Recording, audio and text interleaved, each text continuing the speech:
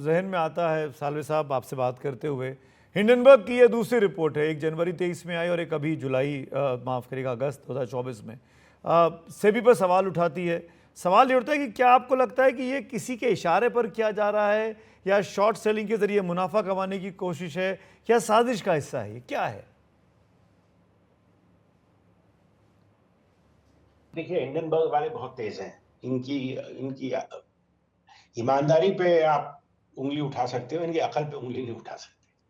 बहुत तेज हैं ये। तो इनको पता होगा कि हम वही कहानी एक दूसरे तरीके से दोहरा रहे हैं और दो तीन और छोटे डिटेल फैक्टर्स डाल दिए उसमें, तो इसमें तो कोई बाइट नहीं होगा। और वो हुआ भी नहीं है स्टॉक मार्केट पे, जैसे पिछले बार हुआ था, इस बार कोई असर हुआ नहीं। इनको अब राइट। यह है कि भाई सेबी ने हमारे ऊपर निशाना लगाया है, और अगर सेबी की इंक्वायरी, और मैं बताऊं बड़ा, ये कोई मुश्किल काम जी। नहीं है, ये तो अपने सेबी वाले ढीले हैं, वरना अभी तक कोई दूसरे देश में होता तो अभी तक ठोक दिया होता है। देखिए, सबको हम्म। मालूम है आज पूरी जो ट्रेडिंग होती है सब ऑनलाइन होती है, और सब हम्म। ब्रोकर्स के पास डिटेल होते हैं।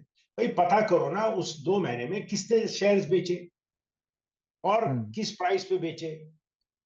तो शॉर्ट सेल जो है वो आप देख लीजिए, रिपोर्ट आने के 1 महीने पहले किसने कॉन्ट्रैक्ट्स किए सेल के हम्म। और किस प्राइस पे किए। इमीडिएटली शॉर्ट सेलिंग महीना 2 महीने में निकल आती है, कोई इतना मुश्किल काम नहीं है।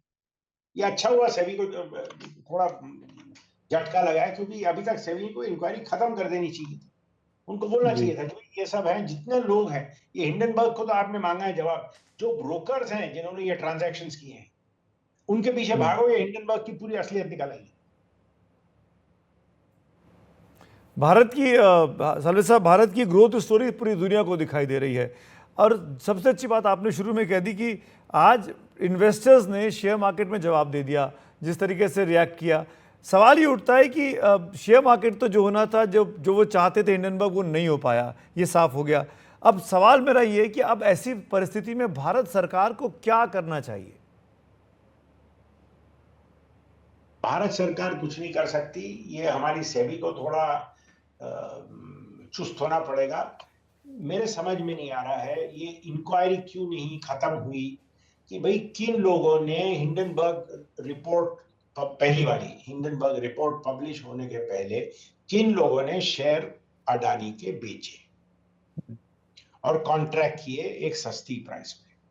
उसकी एक बार इन्वेस्टिगेशन होगी, 2 4 5 बड़े ब्रोकर्स को आप शो कॉज नोटिस दोगे, वो आके सब उगल देंगे असलियत, पर ये अब होगा नहीं। हरीश जी, जब से रिपोर्ट आई है परसों शाम से, तब से लेकर अब तक यहाँ हिंदुस्तान में पॉलिटिक्स भी खूब गरमाई हुई है। अपोजिशन जो है वो माधवी बुच का इस्तीफा मांग रहा है। मेरा सवाल आपसे ये है कि क्या आपको लगता है इस पूरी कंट्रोवर्सी पर बहुत बारीक नज़र रखने के बाद कि कुछ गलती की है सेबी प्रमुख ने? क्या उनको इस्तीफा देना चाहिए? मैंने, देखिए डिटेल्स तो मुझे पता नहीं है, क्या किया उन्होंने क्या नहीं किया उन्होंने। तो ये मैंने जो पढ़ा है, उन्होंने कहा है कि कुछ ट्रांजैक्शंस थे, उन्होंने कोई ऑफशोर फंड्स में इन्वेस्टमेंट किए थे, वो सब डिस्क्लोज थे, और ये सब सेबी के चीफ बनने के पहले किए थे। तो जी। इंडिया का सबसे बड़ा ये है, देखिए बाहर के देशों में टॉप एक्सटर्नल कंसल्टेंट्स को आप सरकार में लेते हैं कि सरकार की मदद करें। अब जो भी टॉप एक्सटर्नल कंसल्टेंट्स होंगे, उनके कमर्शियल कमिटमेंट्स हैं, उनके कमर्शियल इन्वेस्टमेंट्स हैं, उनके कमर्शियल इंटरेस्ट है। जैसे अमेरिका में एक है ब्लाइंड ट्रस्ट बोलते हैं उसको। तो जैसे राइट। कोई आप पब्लिक ऑफिस में जाओ तो आपको अपने जितने कमर्शियल और ये हैं उसको एक ब्लाइंड ट्रस्ट में डालना पड़ता है, कि आपको नहीं पता होना चाहिए कि वो ट्रस्ट में हो क्या रहा है, कि आप कोई उसका फायदा नहीं उठा सको। और फिर आप अपना करो, और जब आपका टेन्योर खत्म हो जाता है, वो आपकी प्रॉपर्टी आपके पास वापस आ जाती है। हमको एक ऐसा कानून बनाना चाहिए ब्लाइंड ट्रस्ट का, और उसके बेसिस पे ये टॉप एक्सपर्ट्स को लेना चाहिए। क्योंकि हमारे देश में ये दिक्कत है ना, आज आप किसी के बारे में कोई भी अच्छी बात कहोगे तो लोग मानेंगे नहीं, पर बुरी बात किसी के बारे में भी कह दो तो सब मानने को तैयार है। हम्म। यानी यहाँ और हमारे एक आखिरी। हमारे लोग, हमारे कुछ तो ऐसे वरिष्ठ नेता हैं जो जेल में बैठे हुए हैं, पर वो गद्दी नहीं छोड़ेंगे। पर सेबी के चीफ के खिलाफ आरोप लगाया तो उसको, उनको रिजाइन करना चाहिए। ये हमारे डबल स्टैंडर्ड्स है।